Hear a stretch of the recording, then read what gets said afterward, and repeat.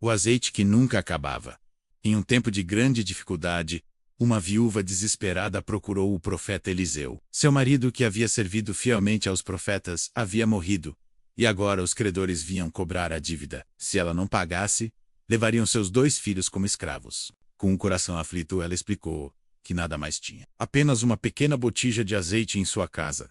Eliseu, inspirado por Deus, disse que ela saísse e pedisse muitos vasos vazios emprestados aos vizinhos, não poucos.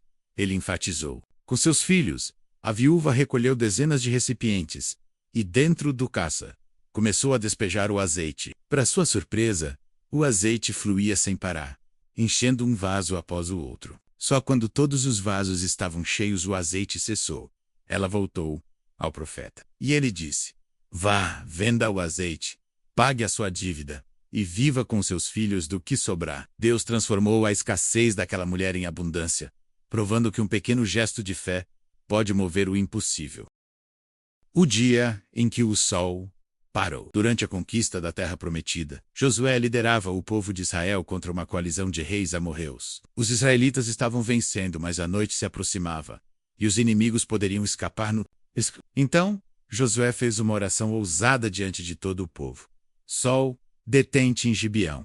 E tu, lua, no vale de Ajalon. Milagrosamente, o sol parou no céu, e a lua se manteve imóvel, prolongando o dia por quase um ciclo completo. Israel teve tempo suficiente para completar a vitória. Nunca antes ou depois se ouviu de um dia assim, em que Deus atendeu a voz de um homem dessa forma. Esse milagre mostra que o Criador do universo pode até alterar as leis da natureza em favor daqueles que confiam nele.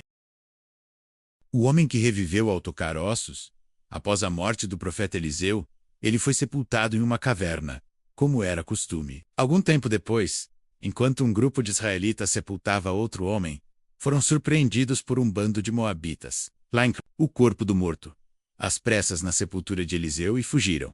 Mas algo extraordinário aconteceu.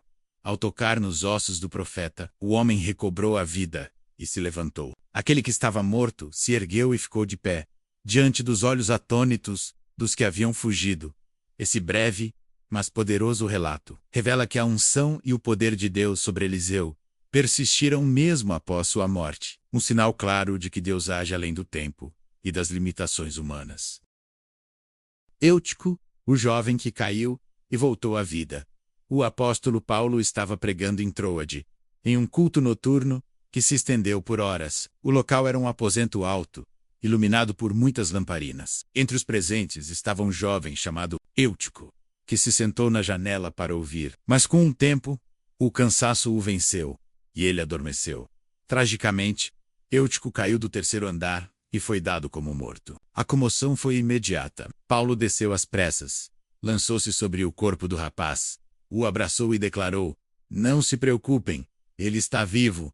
E de fato, Eutico reviveu. A alegria e o espanto tomaram conta da comunidade. Eles voltaram para dentro, celebraram juntos, e Paulo continuou a pregar até o amanhecer.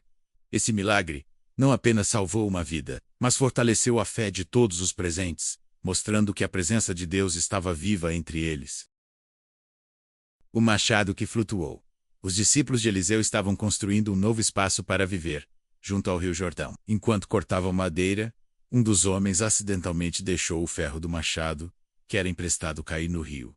Triste. Ele correu até Eliseu, explicando que a ferramenta não era dele e que não tinha como repor.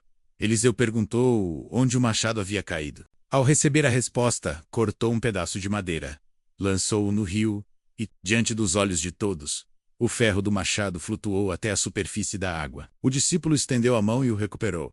Um milagre simples, mas cheio de significado. Deus se importa com os detalhes da nossa vida cotidiana e ouve até as aflições mais práticas. Ele é um Deus de grandes feitos, mas também dos pequenos gestos.